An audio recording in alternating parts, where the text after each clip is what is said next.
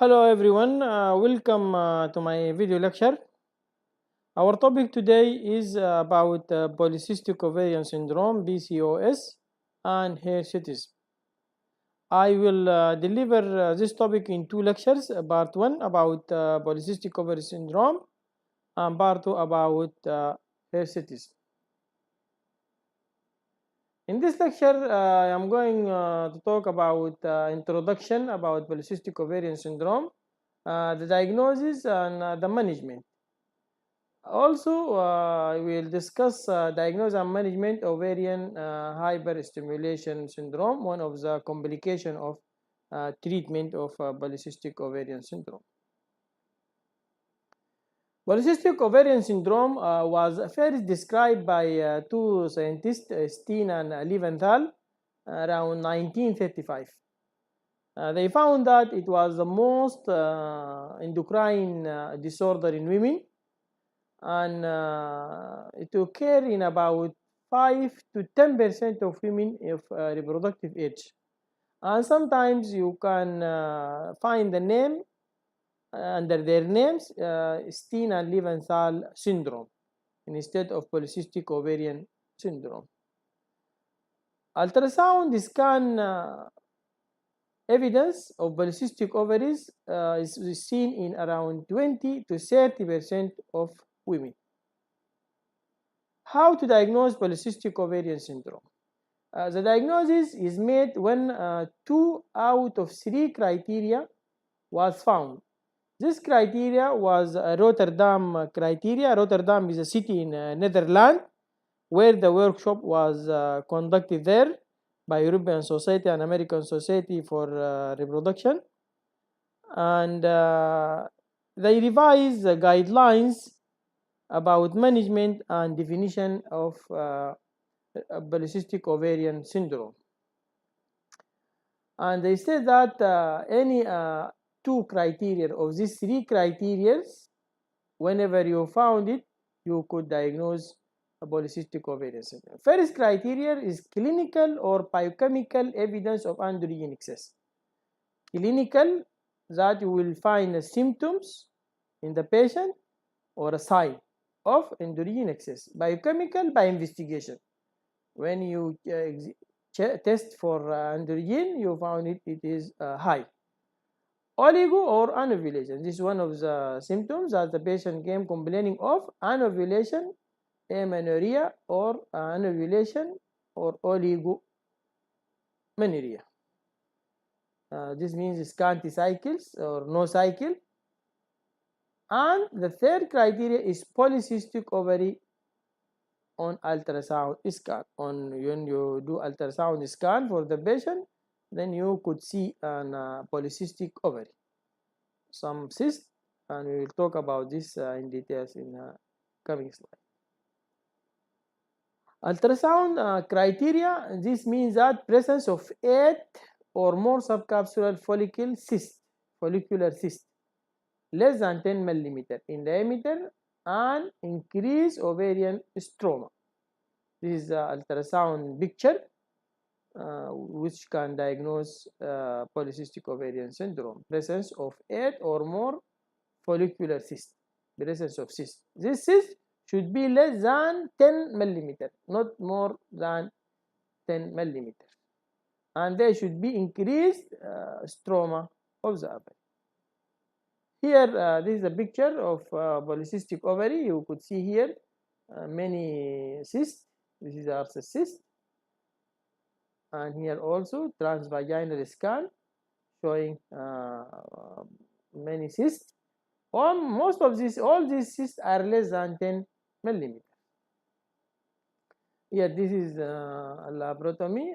This is ovaries. What are the differential diagnoses of polycystic ovarian syndrome? There are many diseases or many conditions that can they have some similarity with polycystic ovarian syndrome. What are these conditions?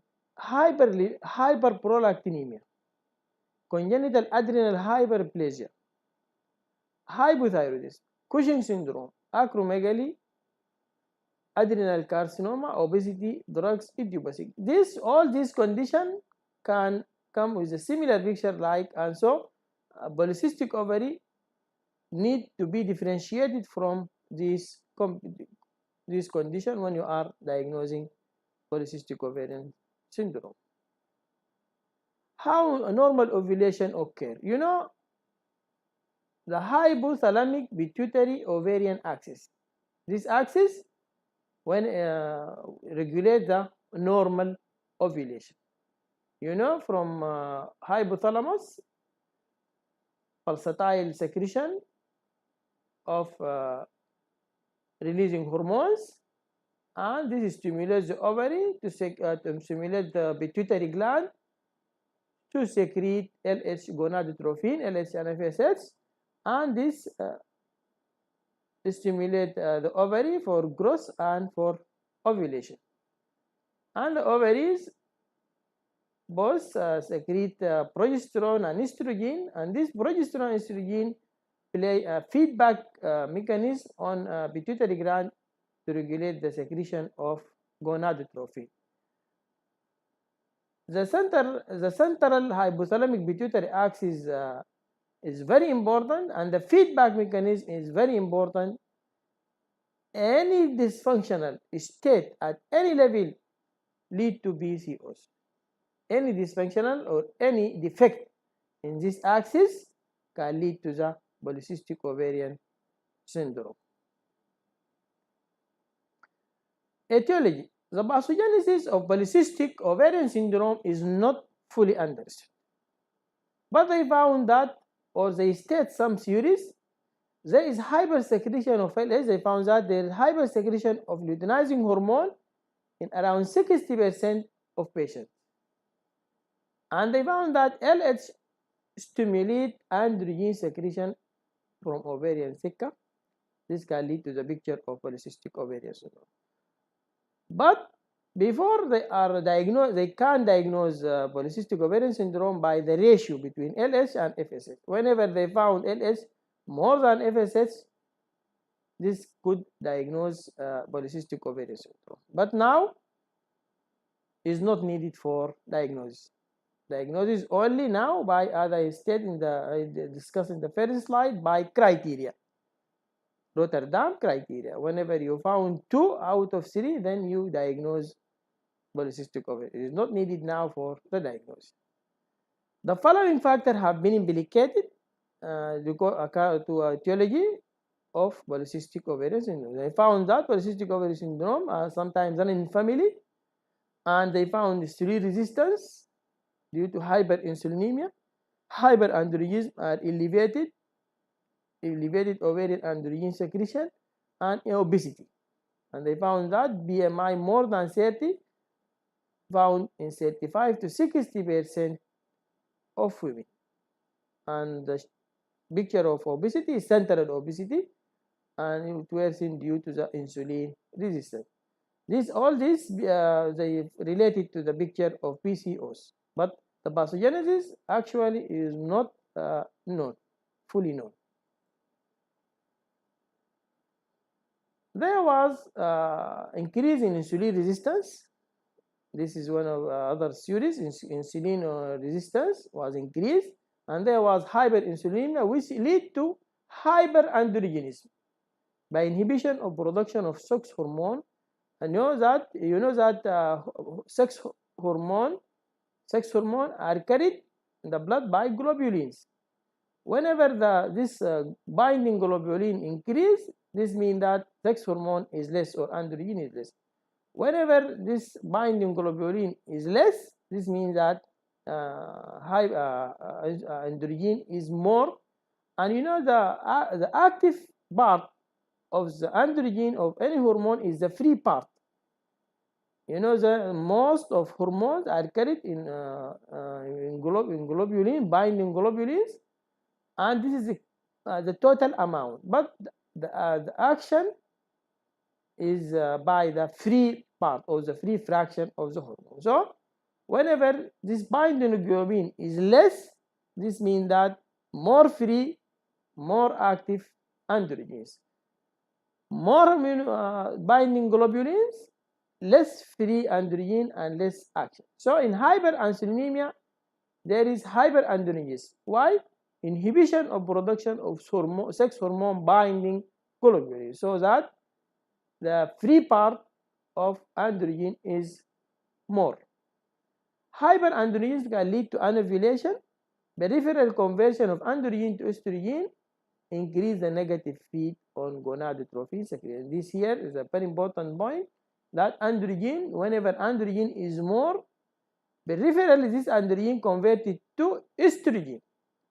And this estrogen, as we show in that picture of the axis, hypothalamic pituitary axis, can create a feedback mechanism, so preventing ovulation and lead to complication of polycystic ovarian syndrome, like in hypofertility and infertility.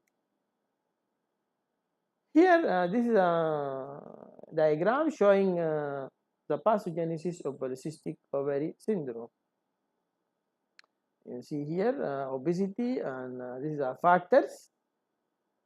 Polycystic ovarian insulin resistant genes, family history, obesity lead to hyperinsulinemia and insulin resistance, and this lead to sex hormone binding globulin low and lead to free. This point I explained in the previous. And here also pituitary LH and amplitude pulses, ovary, androstenedione, testosterone, and adrenal. This is from adrenal. These hormones, androgens, are from adrenals. The DHEA and dihydroepiandrosterone sulfate. This is exclusively from the adrenal. Here also, this is the diagram showing insulin resistance and hyperinsulinemia. Also the same what I discussed in the previous slide, decrease sex hormone binding globulins and increase production of androgen. All these can lead to oligoanovulation or absent, and hyperandrogenism, and lead to finally to polycystic ovarian syndrome. How the polycystic ovarian syndrome presents? What is the manifestation? And what is the clinical picture? Androgenic, around 60 to 80% of cases, androgenic. This is androgenic picture or androgenism due to hyper or more androgen in the body need to hyperandrogenism. What are these clinical picture? Either acne, the patient come with skin rash on her face, acne, or hirsutism, seborrhea, and alopecia. Alopecia, baldness or no hair. This is more fat sebaceous gland or sebaceous gland. And some picture like metabolic in around 50% of cases, which come as diabetes, hypertension, dyslipidemia. This is what we call metabolic syndrome. And irregular menstrual cycle. Sometimes some patients present with oligomenorrhea or amenorrhea, and patients come with subfertility. They are married for a long time and no infertility, primary infertility or secondary infertility. They come sometimes obesity. This is a clinical picture. And carcinogenic. How carcinogenic occur? Because due to hyperestrogen, this estrogen stimulate persistent stimulation for the endometrium and can lead to endometrial hyperplasia and sometimes to carcinoma. Dermatological, also cancerous nigricans, I will show you in the next slide. And sometimes with psychological or psychological disturbance. Here, this is cancerous nigricans. In the valvity of the skin, there is some discoloration to black. Here, this acne hormones. Acne, this is acne. Acne vulgaris. Management. How you could manage polycystic ovarian syndrome? The option should focus on the main concern of the woman. The main concern. What is the wishes of the woman? This, some women come according to the clinical picture. If these women come for infertility, then this is a concern. Her concern is about fertility. If the woman come for one complication like acne, like hair, like oligomenorrhea or amenorrhea, what are the concern of the woman? What is the wishes? Why she came to the clinic? So you decide how to. If he come for obesity, for example, then you treat her according to her concern or her wishes. First line of treatment is lifestyle modification. This is really the cornerstone to managing polycystic ovary in overweight women. Women with one of the presenting picture is obesity. You need to modify her lifestyle by decreasing weight and taking a healthy diet so as to reduce her weight. This most probably visualization with a dietitian. Even a modest weight loss, 5% only, can improve symptoms. You should advise the patient or explain to the patient that weight loss is a very important point, and even a 5%, only 5%, can improve the symptom. If some patient has 100 kg, if she lose 5 kg, which can be done during 1 week, this can improve the symptoms. So lifestyle and weight loss is cornerstone or important in managing polycystic ovarian syndrome manifestation.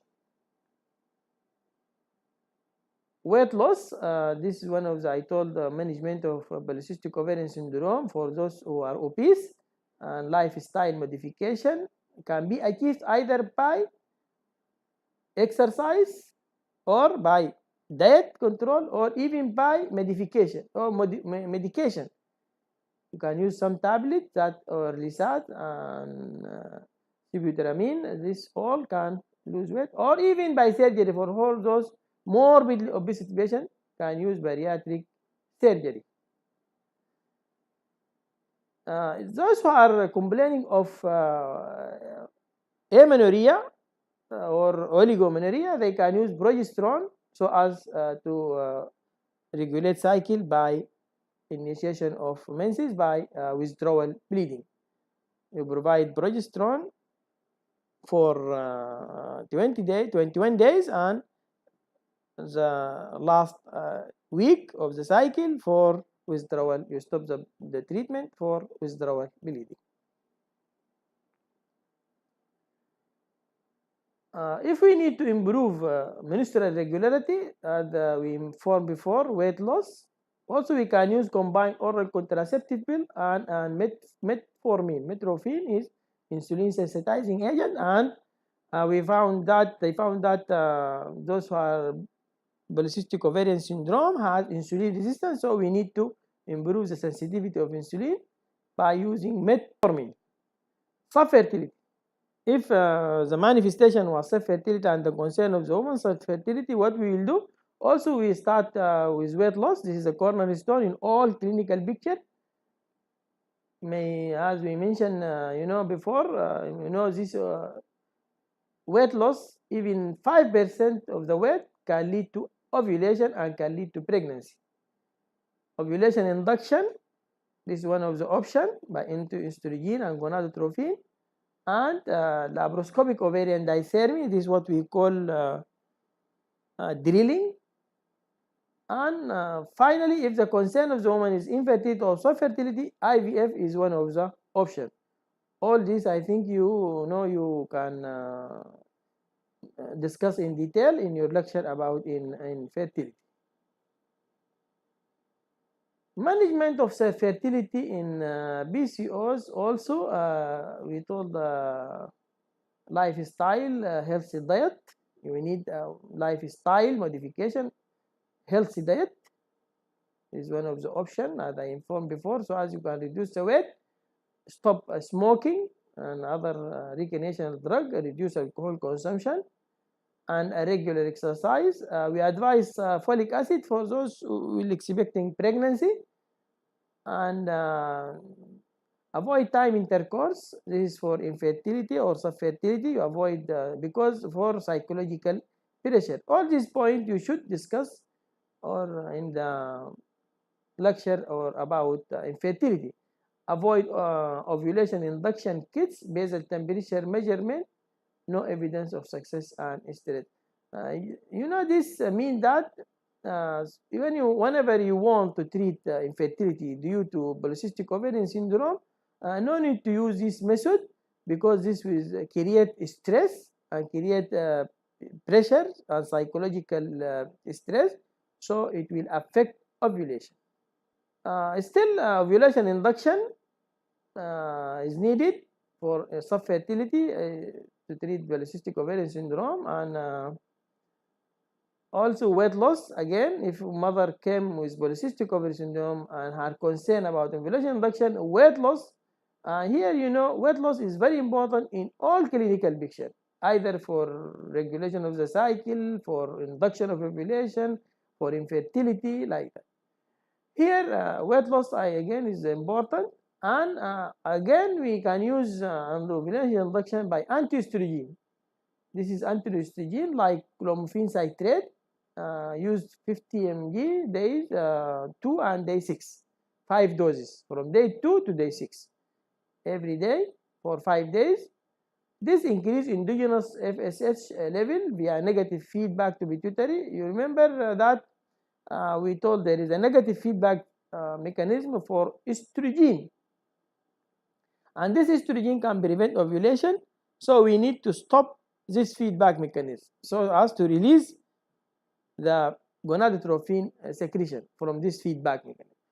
So here we use, clomiphene is anti-estrogen, right? Anti-estrogen. So when you relieve this or release the axis from this negative fat mechanism by anti-estrogen, you can stimulate secretion of SH and LH, and most probably we return to the normal ovulation. 8 to 10% multiple pregnancy can occur because of this anti-estrogen. This is one of the side effects. Another side effect is hot flushes and mood liability. Clomiphene limited to 12 cycle maximum. The patient prescribes this drug for the patient for the first cycle, second cycle, up to 12 cycle. She can conceive in the first cycle or the second cycle, but you need to continue for 12 cycle according to the clinical picture of the patient. Needs ultrasound monitoring. This is very important because, as I told before, this one of the complication, of anti-estrogen is multiple pregnancy, and multiple pregnancy is a high risk pregnancy. So you need to monitor by ultrasound to prevent multiple pregnancy.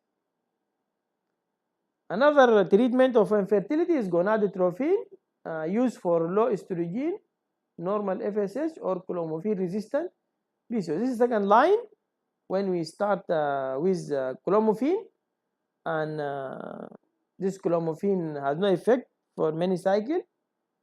Second line we can use gonadotrophin. Gonadotrophin, this is FSH and LH.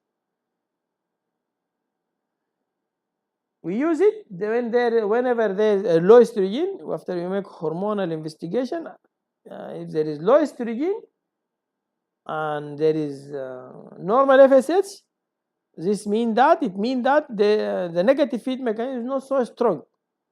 Maybe this FSH and LH for other reason, not due to the negative feedback. So we need to use direct injection of gonadotrophin. But this injection, like postimone and so, are expensive, and pregnancy of multiple pregnancy is high.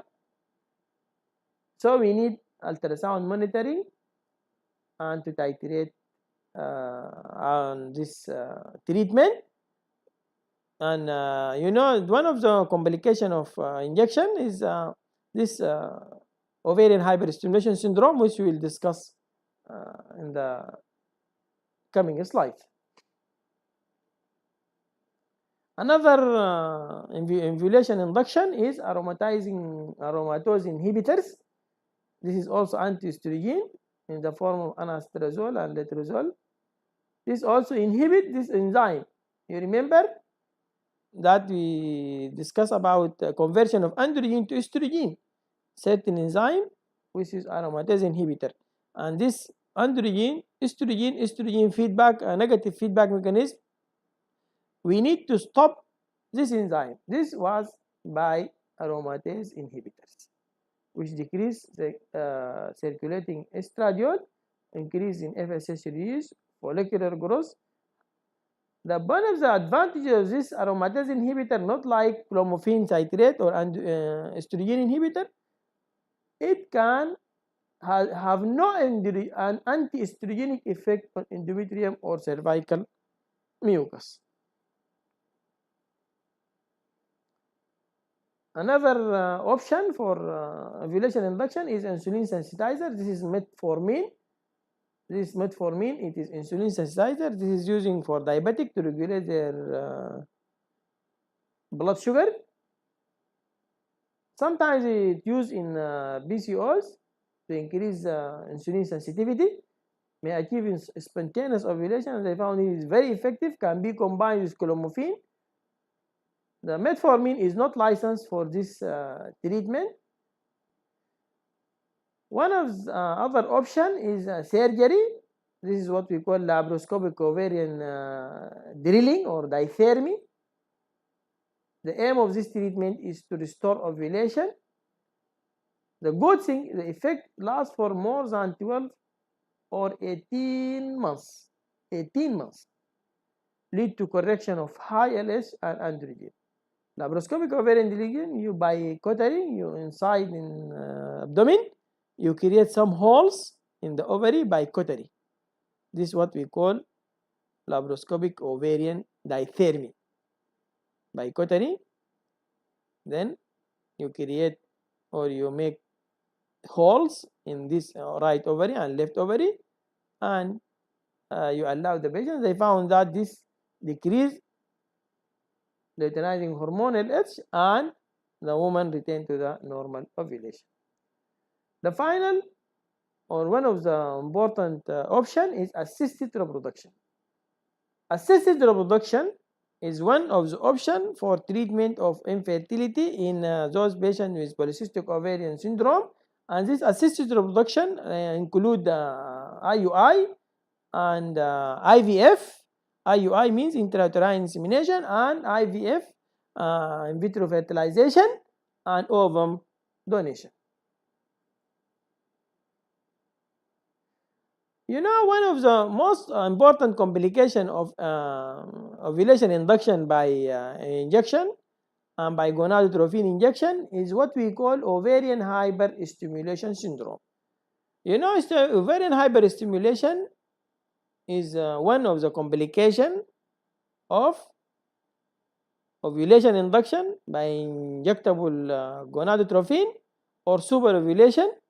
Superovulation means those who are ovulating only one ovum, they need to superovulation. They need more than one ovum. They need 2 or 3 ovum for either IVF or for normal pregnancy.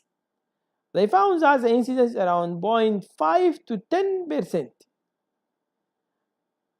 And they found that it is severe in around 1 in 200. 1 in 200, it is severe and life-threatening condition and requiring hospitalization. Why ovarian hyperstimulation occur as a result of in some women and does not occur in others? They found that there is a factor called vascular endothelial growth factor. Vascular endothelial growth factor. This is secreted when they are using ovulation induction, and some women has more sensitivity to this factor. It is characterized by ovarian enlargement. Due to this factor, there is ovarian enlargement after they giving the injection, and shifting of fluid from intravascular to extravascular space. The fluid shift from blood vessel from intravascular, from veins, arteries to the extravascular, become extracellular. So fluid accumulate in the peritoneal and pleural spaces. All this effect is due to the hypersensitivity of the patient to the vasovascular endothelial cross factor, due to vascular endothelial cross factor. So the fluid shift from blood vessel from intravascular to the extravascular. There is intravascular fluid depletion. This leading to hemoconcentration.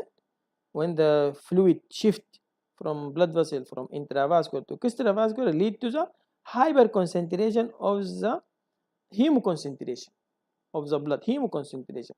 This means that hemoglobin will be very high when you investigate, and it leads to hypercoagulability. Both are dangerous conditions. This can lead to venous thrombosis. This can, because hypercoagulable state of the blood can lead to thromboembolism and lead to DVT and all these complications. Risk factor include why polycystic ovarian, why hyperstimulation syndrome occur due to polycystic ovaries. Those with polycystic ovaries and polycystic syndrome, when you are treating infertility, this can lead to this one of the risk factors. Younger women with low BMI and previous ovarian hyperstimulation. This is the risk factor for developing ovarian hyperstimulation syndrome.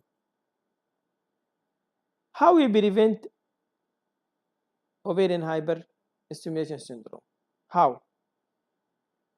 First, you should know, or you focus in prediction and active prevention of this condition.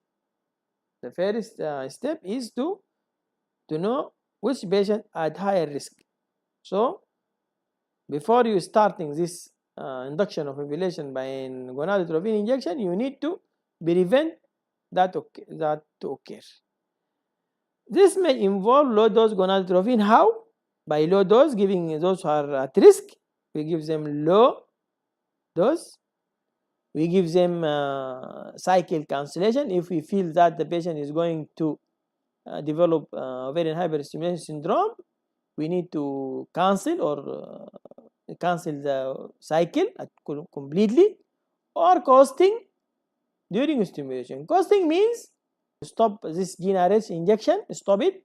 You will not give GnRH injection and delay the HCG injection for induction of ovulation, and until the estradiol E2 has decreased to prevent the onset of ovarian hyperstimulation. You know the regime of induction of ovulation is starting by gonadotropin injection for some 10 days, and you are going to give HCG injection for ovulation. If you feel that the patient is going to develop ovarian hyper or at risk of developing, then you need to either to cancel the cycle completely and ask advice how to come later or another time, or you need to modify your regime of protocol of management, by stopping GnRH for some times, and you will delay the injection of HCG until the serum estradiol decreased. These are one of the options to prevent development of ovarian hyperstimulation syndrome. Another option of treatment is elective embryo cryopreservation for replacement in further frozen SWAT cycle. This means that after you collect the ovum and IV and an external fertilization occur outside, then you need to save this embryo, and you ask the mother to come another time to transfer the embryo to the mother. IVF maturation, this is one of the new. You remove ovarian tissue and you start maturation outside the body of the woman, so you avoid the complication of injectable gonadotropin injection. You remove tissue and you deal with this tissue outside until you found a mature ovum. You remove this mature ovum and complete the process of fertilization outside the body. Treatment. What is the treatment if a mother of a woman develop ovarian hyperstimulation syndrome? What is the treatment? The treatment is most often or always is supportive with the aims of symptomatic relief, prevention of hematoconcentration concentration and thromboembolism by monitoring intravascular fluid or IV fluid and giving anticoagulant to prevent and give thromboprophylaxis to prevent thromboembolism, maintenance of cardiorespiratory function, close monitoring to cardiovascular and cardiorespiratory function of the patient, and the treatment should consist of daily assessment of hydration status.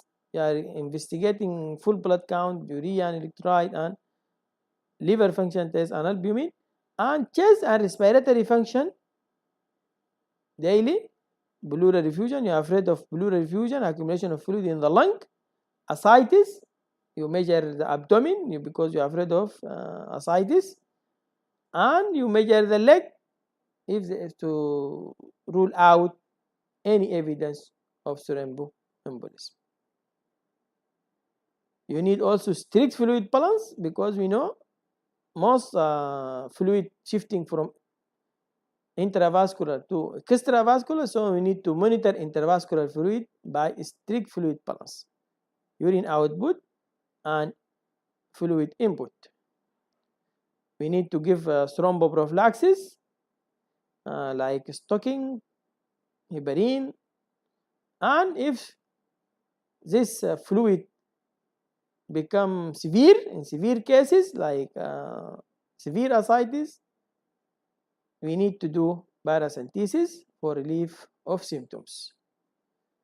Sometimes we need to replace by albumin, and we need to use also for pain analgesia and for antiemetic. This means that all these treatments are symptomatic treatment and supportive treatment. Thank you very much for watching this video, and hope to see you in the second part of this lecture.